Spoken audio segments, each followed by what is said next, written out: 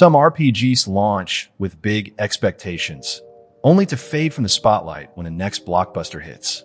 But often, time can be kind.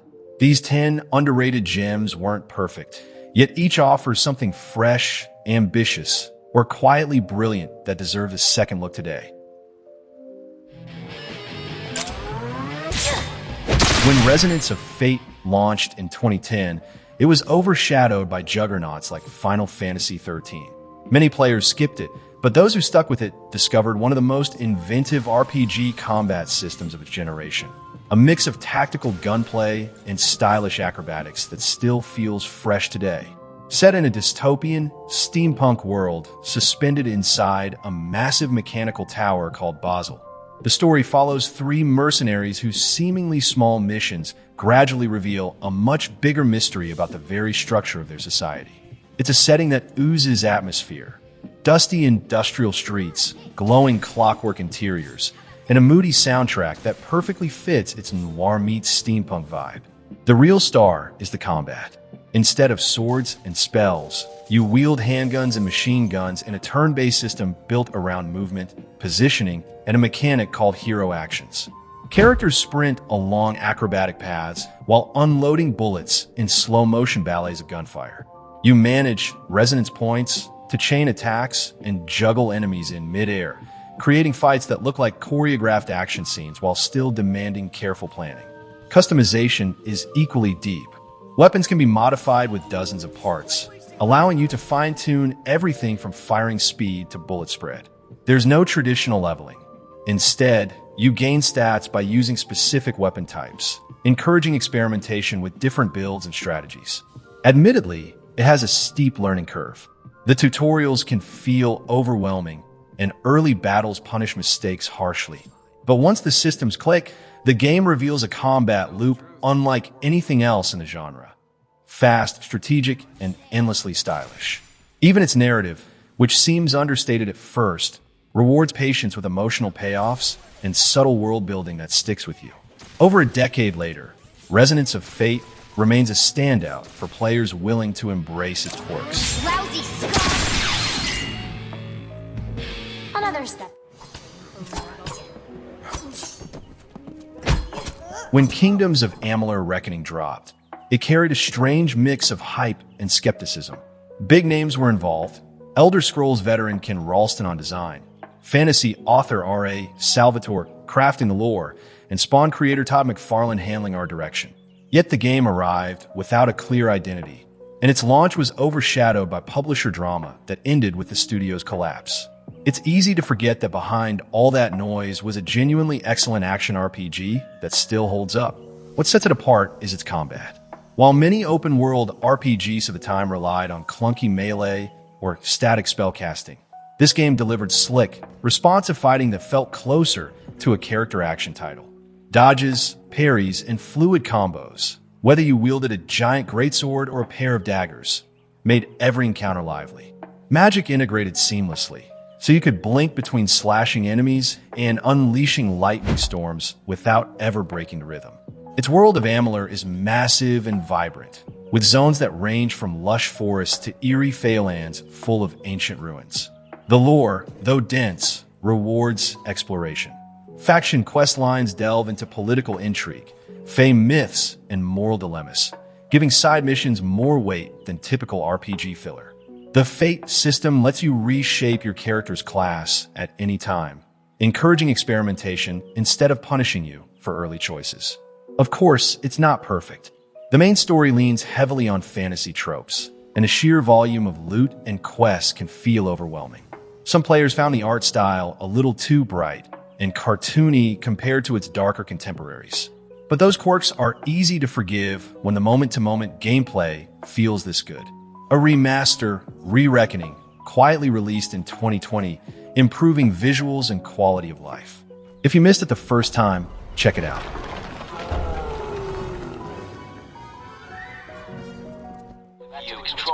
Alpha Protocol was never a critic's darling. At launch in 2010, Obsidian's espionage RPG drew heat for clunky gunplay, uneven visuals, and a few infamous bugs. Yet, over a decade later, it's exactly those bold ideas, buried under a rough exterior, that make it unforgettable. You play as Michael Thornton, a rookie spy forced into rogue status after a mission goes sideways. What follows is a globe-trotting thriller that feels more like a great season of TV than a typical RPG. Each mission, whether in Moscow, Taipei, or Rome, lets you shape the story through branching dialogue and real-time choices. Allies and enemies remember every decision, and relationships with key characters evolve in unpredictable ways. Charm a source into sharing intel or intimidate them into silence. An entire plotline shift. Fail a mission? The game rolls with it, altering future events instead of forcing a reload. The dialogue system is its secret weapon. Instead of static menus, you choose tones, suave, professional, aggressive, against a ticking timer, making every conversation feel like a high-stakes negotiation. Combine that with multiple endings, varied skill builds, and a reputation system that changes how factions treat you, and Alpha Protocol becomes a true your story, your spy experience. Sure, the combat feels dated, and stealth can be finicky. But those flaws are easier to forgive now, especially when the narrative freedom rivals or even surpasses more polished modern RPGs. In an era where choices matter often feels like marketing fluff, Alpha Protocol still stands out as a game that actually lets your decisions rewrite the story. It's messy, ambitious, and, if you can look past its rough edges, far better than you probably remember. Released in 2006 as one of the earliest RPGs on the 360, Enchanted Arms never enjoyed the attention given to its bigger budget peers. It was FromSoft's first turn-based RPG on a modern console, a fact most people forget because the studio later became famous for Dark Souls. Back then, expectations were modest, and critics were lukewarm, pointing to its cheesy dialogue and stiff animation. But beneath the awkward presentation is a surprisingly fun, strategy-heavy adventure that deserves another look. The story follows Atsuma, a cocky student who stumbles into a conflict between ancient golems and humanity. It sounds like standard JRPG fare, but the game hides clever twists, moral choices that shift alliances, a few genuinely dark reveals, and a party of quirky characters who grow on you despite the campy banter. The English voice acting was ridiculed at launch, yet it adds a certain charm today, like a time capsule of mid-2000s localization. Gameplay is where it quietly shines. Battles take place on a tactical grid, blending traditional turn-based commands with positioning and combo attacks. Every encounter rewards smart movement and timing rather than button mashing. The massive roster of collectible golems, over 100, each with unique abilities, turns combat into a strategic mix-and-match puzzle that keeps fights fresh for dozens of hours. Visually, it was an early showcase for the 360's HD capabilities, with detailed character models and flashy spell effects that still look decent. The soundtrack ranges from moody piano themes to high-energy battle music, anchoring the game's emotional beats. Sure, the pacing can drag, and some dungeons feel padded, but the inventive battle system and sheer variety of golems offset those rough edges. Today, Enchanted Arms stands as a snapshot of a transitional era in JRPGs, where experimental mechanics met next-gen hardware.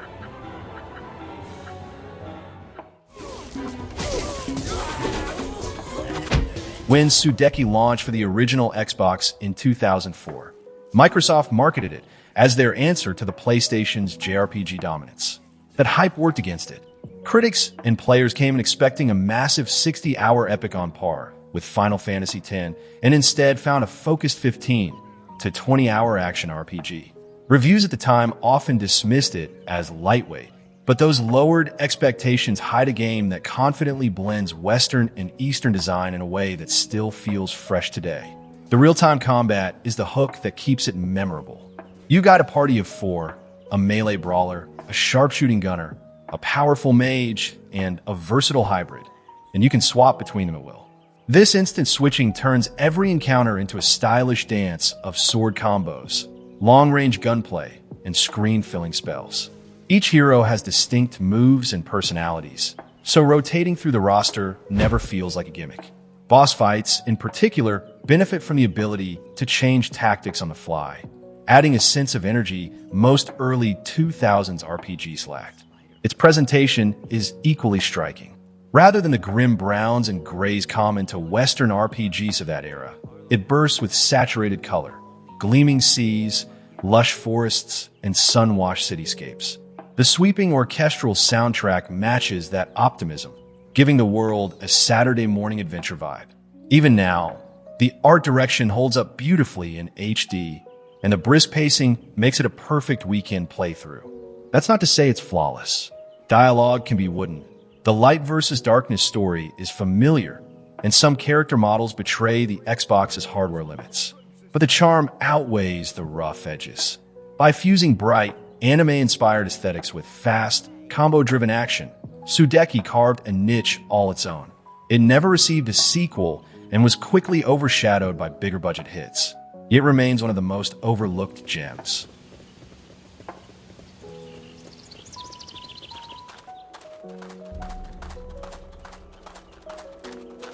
Deck 13's Venetica is one of those action RPGs that almost everyone missed, yet delivers a haunting adventure unlike anything else from its era.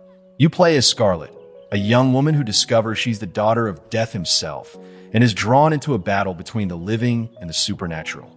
Set in a dreamlike version of 16th century Venice, the game's atmosphere is immediately captivating. Moonlit canals, Gothic bridges, and crumbling palazzos create a backdrop that feels both historical and otherworldly, giving every street and hidden alley a sense of mystery. Scarlet's ability to enter the Twilight world, a spectral dimension between life and death, is more than a narrative hook. It shapes exploration, puzzles, and combat in clever ways. You might phase into this ghostly realm to bypass a locked gate, ambush an enemy from behind, or discover hidden paths and secrets that mortals can't perceive. The combat mixes fluid swordplay with magical powers, letting you chain light and heavy attacks with Twilight abilities for strategic variety. Moral choices ripple through quests, branching the story toward multiple endings and reinforcing the theme of mortality and destiny. The game's modest budget shows in places.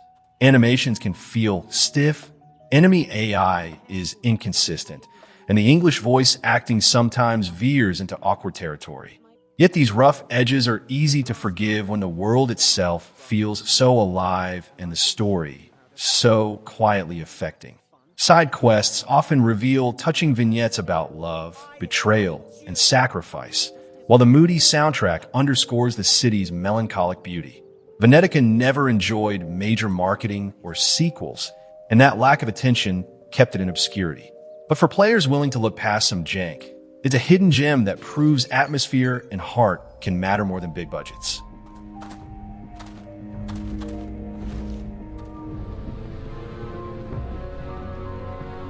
When Two Worlds launched in 2007, it became a punchline for clunky design and awkward dialogue, so expectations for a sequel were almost non-existent. That made the 2010 release of the sequel a pleasant shock. Reality Pump didn't just patch up the first game's issues. They built an ambitious open-world RPG that embraced player freedom in ways few games still match. The continent of Annalore is enormous and wonderfully varied. Sun-bleached savannas, foggy marshes, volcanic wastelands, and bustling port cities beg you to wander. Quests rarely force a single solution. You can sneak, fight, or sweet-talk your way through problems, and factions remember your choices. Character progression is gloriously flexible, letting you blend swordplay, stealth, archery, and magic until you've built a hero that's entirely your own. The magic system is a standout. Instead of fixed spells, you collect magical cards that stack and combine to create custom effects. Chain lightning that splits into fireballs, gravity fields that pin enemies midair.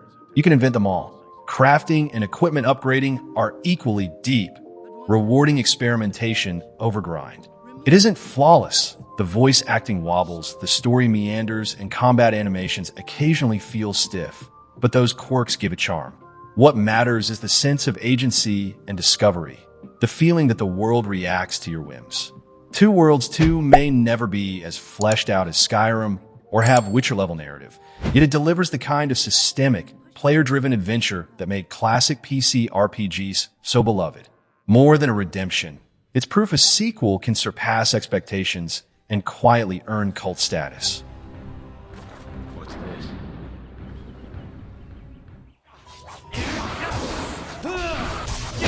When people talk about BioWare's golden era, they usually name Knights of the Old Republic or Mass Effect. Jade Empire often gets left out, and that's a shame. This action RPG was a bold swing, a rich, martial arts-driven adventure steeped in Chinese mythology at a time when big Western RPGs rarely strayed beyond elves and orcs. You play as a martial artist chosen to uncover the mysteries of the Spirit Monk Order and confront forces threatening the Jade Empire itself. A vibrant world inspired by Chinese legends, where spirits, demons, and ancient gods mingle with bustling villages and serene gardens. BioWare's writing shines here, weaving a story full of political intrigue, spiritual themes, and personal choices that carry real weight. Combat is fast and fluid, a clear departure from BioWare's usual pause-and-play style. You mix martial arts stances with weapon forms and magic techniques, chaining combos and dodging attacks in real time. Mastering different styles feels satisfying and surprisingly modern. What really elevates it is its morality system, which replaces the typical good versus evil. Choices aren't about simple heroism or villainy. They explore balance, control, and the gray areas of power and responsibility. Conversations branch in meaningful ways, and your path shapes both the narrative and your combat skills. Yes, some elements show their age. Camera angles can be clunky, and the combat, while fun, lacks the depth of today's action RPGs. But those quirks fade next to its atmosphere, memorable companions, an awesome soundtrack that fuses traditional Chinese instruments with sweeping orchestration. Nearly 2 decades on, Jade Empire still feels unique. It's an ambitious, beautifully crafted world with heartfelt storytelling that proves BioWare's magic wasn't limited to lightsabers or space operas, making it far better than many players remember. The older tombs have Plot against you. Arcanum is a one-of-a-kind RPG from 2001 that dared to mix high fantasy with Industrial Revolution steampunk. Imagine elves and orcs rubbing shoulders with gunslingers, steam trains, and primitive electricity. That collision of magic and machinery drives every part of the game, from the sprawling main quest to the way you build your character. Released by Troika Games, it launched with plenty of rough edges, bugs, a clunky interface, and pacing issues. But underneath those flaws is a massive, reactive world that still feels ambitious today. The character creation system remains one of the deepest in any RPG. You can craft anything from a noble gunsmith to a half-ogre diplomat, and the game actually respects your choices. Dialogue options, skill checks, and even entire quest lines change depending on race, class, and your alignment with magic or technology. Want to charm nobles with your silver tongue? Sneak through as a thief with clockwork gadgets? Go full wizard and spurn the industrial age? The game supports it all, often with consequences that ripple through the story. Arcanum's world is equally bold. Towns bustle with class tension, rich industrialists versus traditional magic users, and factions react dynamically to your actions. Choices feel weighty because they truly alter relationships and endings. The isometric visuals may look dated, but the sense of freedom and role-playing depth rivals anything released since. Combat can be messy and slow, but it rewards creative builds and careful planning. Despite its bugs and an interface that never quite gels, Arcanum remains a cult classic for players who crave meaningful choice and a unique setting. Few RPGs have blended genre, world building, and player agency so fearlessly. If you can forgive its early 2000s quirks, you'll find adventure where every decision feels personal and where magic and machinery wage a battle as unpredictable as your own journey.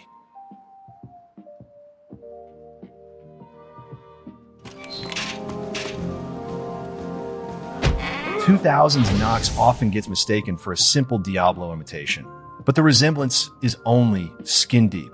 Instead of a single linear campaign, Nox gives you 3 radically different adventures: warrior, wizard, or conjurer, each with unique quests, dungeons, and even a separate final boss. Choosing a class isn't just a cosmetic pick.